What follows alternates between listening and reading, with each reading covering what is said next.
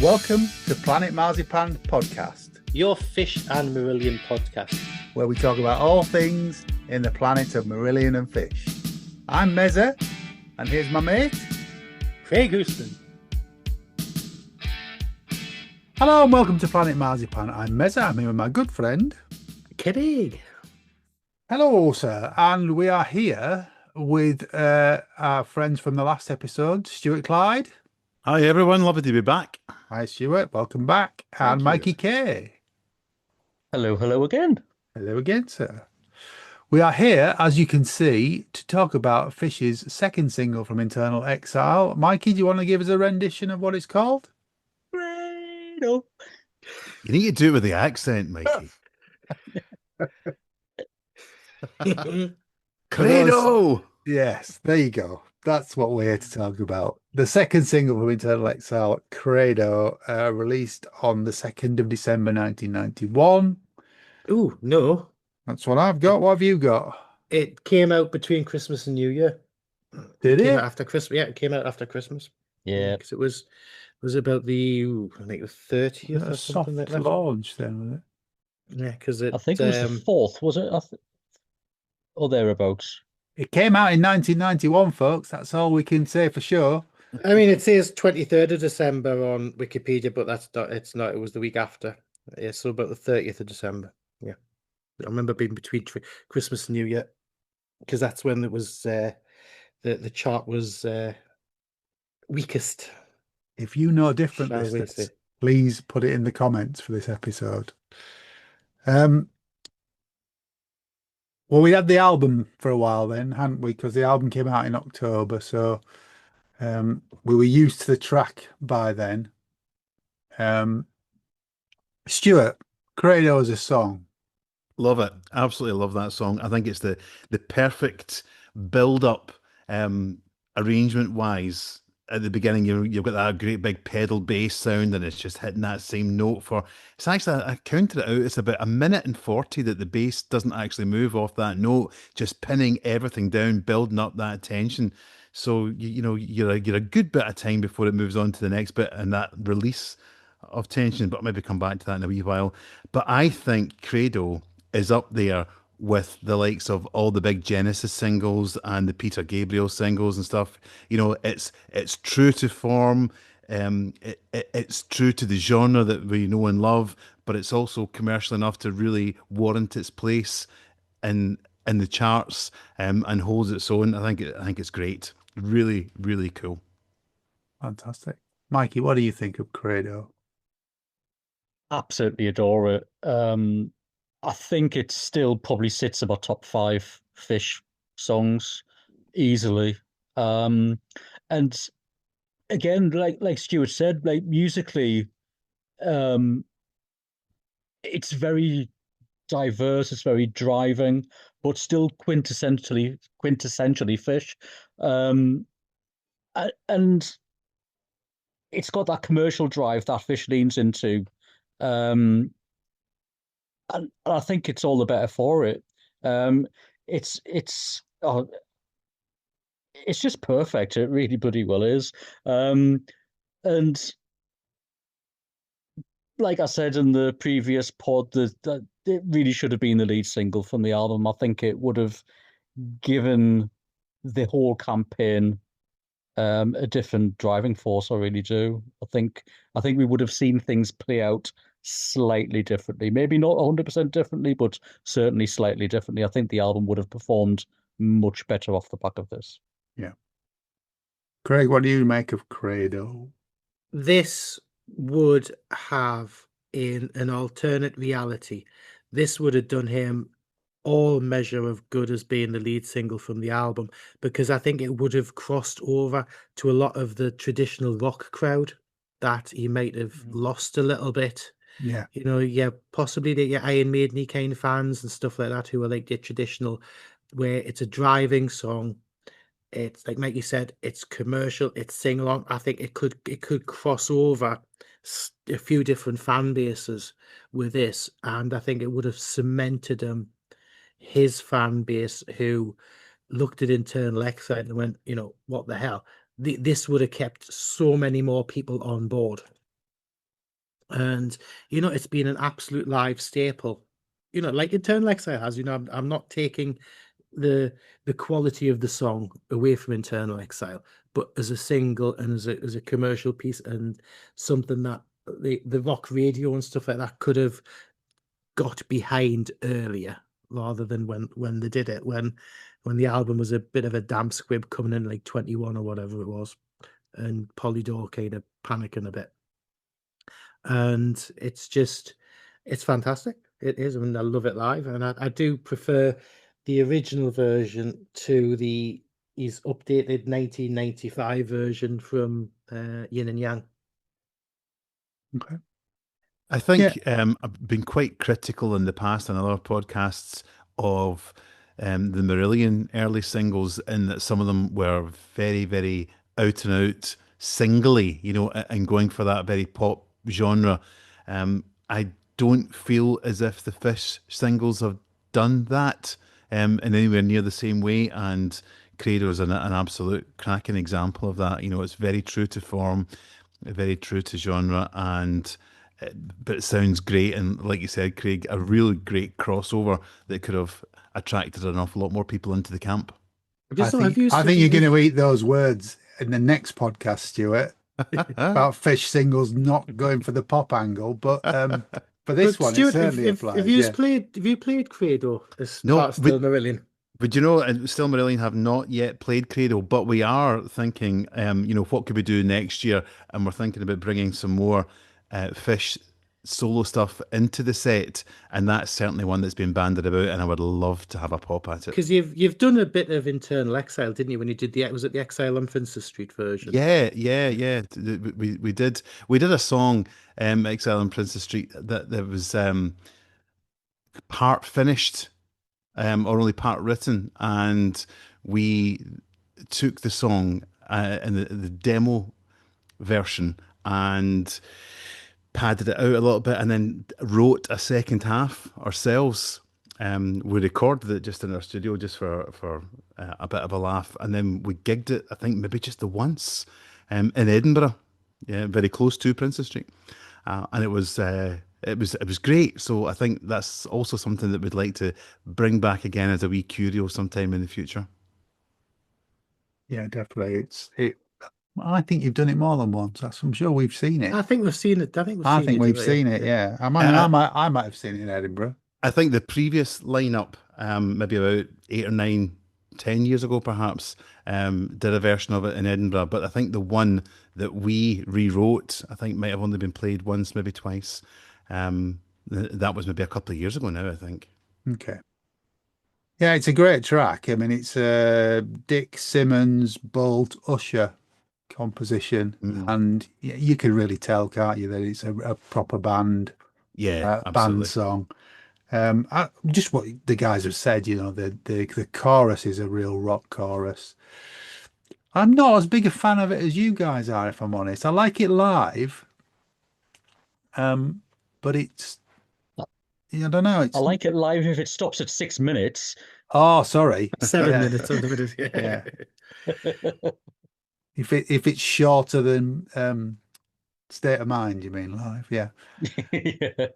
I think there's a good few places in this album, and Credo being no exception to it, that he was leaning more and more into his Scottish heritage with it, because I think his Scottish accent is coming out more. Yes, yeah, there is. Yeah, through Internal Exile, and especially in Credo, you can really hear him rolling those R's. And that started a pattern, I think, where as the albums went on after that, he leaned more into that, without ever becoming the Proclaimers. But it was very much embracing the Scottish side of his musicality. What? Just looking at the lyrics, what does an assegai slick with sweat and blood mean? What's an assegai? An assegai is a Zulu spear. Is it? Okay. Yeah. I've learned something tonight then. I didn't know that.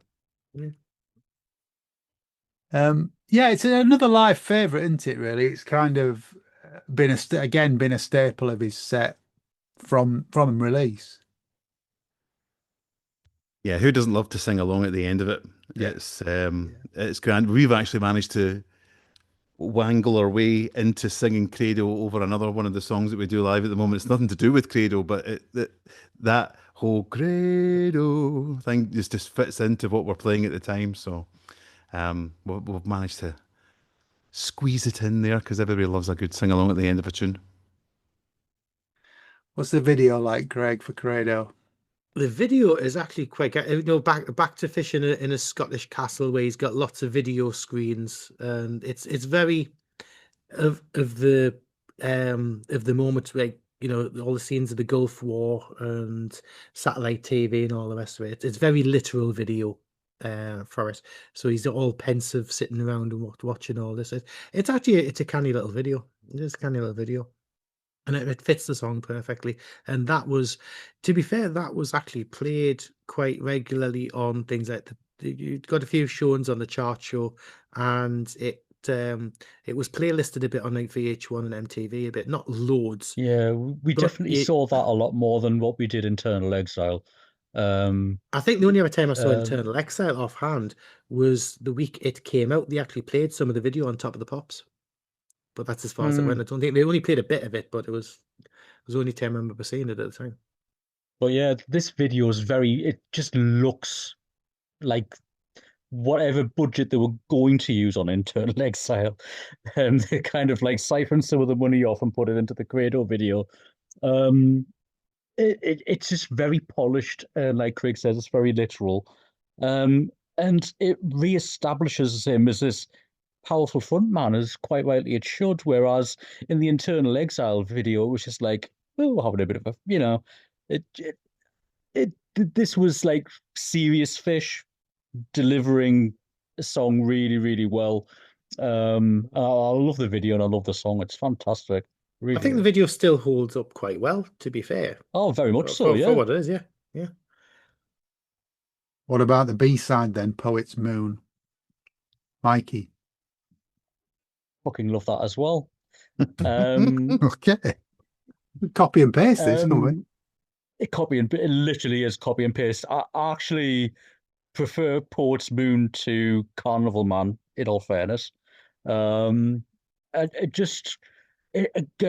it's another one of those, at the time, should have been on the album. You know, it was a late. This was a late delivery, though. This wasn't quite ready. Yeah. No, and again, you know, at this point, I think we're getting spoiled because it's just, again, it's layers of, you know, what Fish can do. And to me, Poet's Moon could have quite easily sat on Vigil. You know? Yeah. I really... It was one of these rare occasions where the B-side got as even play as the A-side for me. I thought it was an absolute treat, and I love the track. Really good, really good. Stuart, what do you make of it? I think that obviously Marillion have been known, and Fish has been known for years for the B-sides being every bit as good as, and sometimes even better than the A-sides, and I think this is absolutely no exception. You know, I've said in previous podcasts, I gravitate to the stuff that is much more faithful to that older style and that older genre. I think it's a cracking piece of music. You know, there's loads of opportunities and appearances of these soaring guitars, and you get the widdly keyboards in there of yesteryear, which I love. But unlike Marillion, you know, there was the twin guitar lead that you don't get with Marillion, and then the big swirling Hammond organ stuff that Mark Kelly never ever used to play. I just think it's so great to hear Fish's music and his lyrics with other fabulous musicians other than the ones that you're perhaps used to hearing him play with. So you're still getting to see and hear what he's capable of, but with just different fabulous musicians from what we associate him with. But I loved it. I don't think I've ever heard it live. I don't recall ever hearing him play it live, though. Is it not on Sushi, or have I dreamt that? But I don't think I've ever... on Sushi, no. Okay. That bit in the middle, though, with the guitar and keyboard battle going on, it's fucking amazing. That keyboard solo's off the chart. It's bloody amazing. Yeah, he's a phenomenal player. Absolutely phenomenal He player. really is. Absolutely amazing. I mean, this song is lyrically dense. It's you know, it's words and words and words and words and words, and it's also it's a perfect B-side to Credo. You know, when you get like an A side and a B side, and when a single, you know, the B-side matches the A side Yeah. for style and quality and all the rest of it, and it's just absolutely top notch. Yeah, I agree with you Absolutely 100%, Craig. I think he's a great companion to Credo. I just think the two of them work so well together. It's similar, you know, to like Sugar Mice and Tucson. They were really good, like synergy songs together, and this works is something like this. And I think this, if it had been, like you say, the first single and the quality of it, and it's just like what could have been as a fantastic crossover. And I think it's Poet's Moon is on Sushi. is it? Yeah, it's on here as well from Sushi. Cool. There you go. It's a while since I played Sushi. Just say that live again. album. It is on Sushi, Craig. Yeah. Yeah, it's a while since I played that Sushi. Clearly, that it's a Sushi while live since you've album. played it. Yeah, yeah. Yeah, it's a corking live album though. It It really is, but we're not here to talk about that. So I've gone off on a tangent. I think Poet's Moon is right up there from Fish. You know, the lyrics are spot on. The opening sort of lyrics of you sit there biding your time out of your head and into your mind, penning thoughts that are dreams in action, leads you right into the song. It's fantastic. Absolutely should have been on the album. And if you compare this to some of the stuff that was on the original album, you just end up scratching your head, really. Polydor must have been pulling their hair out with him, because some of the tracks that went on there, you know, Dear Friend compared to this, there's no comparison, really. But I do like Dear Friend. But not compared to this. Don't be dissing Dear Friend, John. We'll talk about it in the next episode because it's on the next single. But yeah, it's been a long, long time. Yeah, but yeah, it's great. I mean, the artwork is fantastic. The Mark Wilkinson artwork of the guy in the bunker. I didn't really see. Were there any T-shirts of this? I don't remember seeing any. There was a T-shirt. I had the T-shirt for the single for An Eternal Exile, but I don't think there was a Credo T-shirt. But do you think the guy in the front cover, this looks like a younger version of Fish with hair? A bit. No. Okay. Look at him in his forestry days. Well, maybe. Yeah. He's screaming. Yeah, I think he's just seeing the chart returns for Eternal Exile. Oh, yeah. Probably is then, yeah.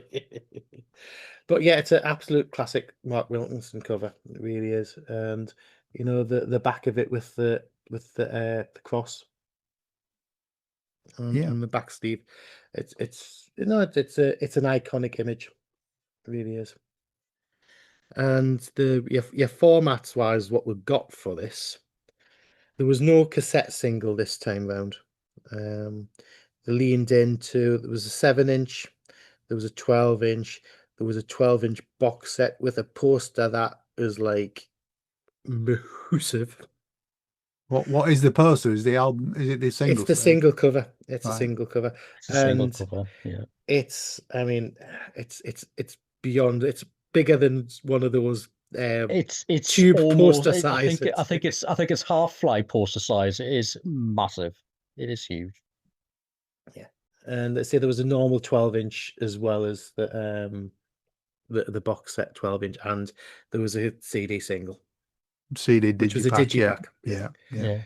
I think the formats in this time round were badly picked.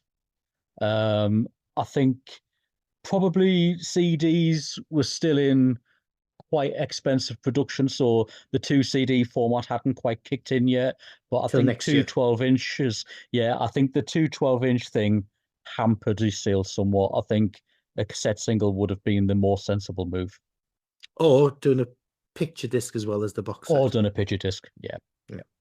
Even the 7-inch picture disc for the, you know, that, because again, that would have been nice. All loved the picture disc. But do you want to do the tracks then, Mikey? Well, I'll let you do that because I don't know what was on the 7-inch because I don't have the 7-inch single. The 7-inch is just the Credo and Portsmouth. So that's all in 7. That's all that's on Right, the the 7 inch. 7. I was just going to say as well about the 7-inch edit. I actually don't mind it. It wouldn't be my preferred go-to, but as far as edits are concerned, I don't think it destroys a song Does it in just, the ways that some of the. if I remember right, does it just cut out the Credo so you got 4 instead of 8 or something? Yeah, pretty much, yeah. But it's not as brutal as what some of the Marillion single edits were getting done to them. Yeah, Rotary free. It's not it's not a bad mix. The CD single is the same as the 12-inch box, where you've got Credo album version, Credo 7-inch mix, and Port's Moon. But the 12-inch standard issue omits Port's Moon, and in its place is a demo version of the album track Tongues, which happens to be one of my other top 5 Fish songs of all time. I was waiting for you to go, "Ooh." What a very strange track list that is, isn't it? To miss off Poet's Moon for a Credo 7-inch mix. Yeah, I never picked that bizarre. up, and now I know why. But yeah, Have you got a number on yours, on Michael? the box set? Yeah, I have. I've got 5133. Oh, I beat you. I've got 4243. There you go. What else was going on in the charts at this time, Mikey? Can't have been radically different from what we talked about. A hell of a lot, because obviously it was Christmas. A lot of people release New Year. Singles at this time of year because it's a quiet time, but a lot of people go out and spend their Christmas money. So unfortunately for Fish, he was the 14th highest new entry that week. He came in at 38, which is only 1 place lower than Internal Exile. But the following week he was down to 61 and then out. So just to give you some highlights, at 31, The Beautiful South came in with Old Red Eyes is Back. The Stone Roses were in at 28 with Waterfall. And Kiss were in at 21 with God Gave Rock and Roll to You. Yay. The top 10's a bit less stancy this time round, but still eclectic as hell. At 10, The Prodigy with Everybody in the Place. At 9, Wet, Wet, Wet with Goodnight Girl. At 8, George Michael and Elton John with Don't Let the Sun Go Down on Me. Whatever happened to them? One-hit wonders, I would imagine, John. At 7, Shaft with Rhubarb and Custard. Sorry. Another crazy rave track. At 6, Diana Ross with When You Tell Me That You Love Me. At 5, Kim Sims with Too Blind to See It. At 4, you'll remember this one, Craig, it's MC Hammer with the Addams Family Groove. At 3, we've got Right Said Fred with Don't Talk, Just Kiss. At number 2 was the KLF with Tammy Why Not? Tammy's with it. It was Justified and Ancient. That is a top tune. And I love that tune. At number 1 was Queen with a double A side. These Are the Days of Our Lives and Bohemian Rhapsody for obvious reasons at the time. Yeah. Wow. Okay. Anything else you want to say about the Credo single, boys? Just what it could have been. But what do you mean what it could have been? It is. It's good. Yeah, just could have done better for him, bless him. He deserved better. He deserved much, much better. First single, better format, we would have been there, I think. I think we would have been definitely top 30, possibly, if we were ultra lucky, top 20. And I think all this time later on, the song still stands up every bit as well as it did in 1991. And that's a true testament to the quality of the piece. You know, the fact that we still love listening to it 35 years down the line and it's still as big a hit live. You know, what more can you ask for from a single? Yeah, definitely. Absolutely. Spot on it. Okay. On that note, I just want to thank our guests, Mikey Kay. Thanks again, everyone. Thank you, mate. Thank you, Stuart Clyde. Thanks, gentlemen. Thank you, mate. Thank you to Craig Houston. Why, thank you. And I'm just going to go get me penguins ready. Yes.